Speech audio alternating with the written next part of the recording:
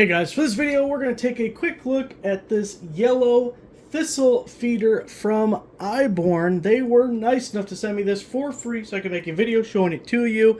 So it is the traditional tube style feeder, but you'll notice the smaller holes than you would normally see in these tube feeders, and we still have the perches as you are used to, but those smaller holes will make it more specific to a smaller seed. Now it's marketed as Thistle, but I'm going to put Nyjer seed in it, and I think it'll work just as well, but we'll find out in a second. We'll have it all hooked up, and I'll put a camera out there so you can see it. But this is a very tall feeder, so it's going to hold a lot of seed, and you won't have to worry about refilling it all the time. Also, one thing that's important with any of these bird feeders is you see these holes here. It's cone-shaped at the bottom, and we have 4 holes. And those are for drainage. You don't want water building up in here.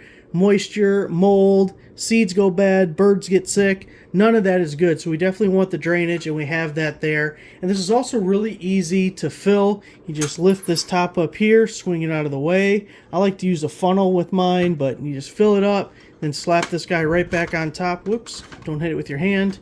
And then just hang it, and you are all ready to go. And just for giggles, not counting the handle, this guy's about 16 inches tall, so it's a good size feeder.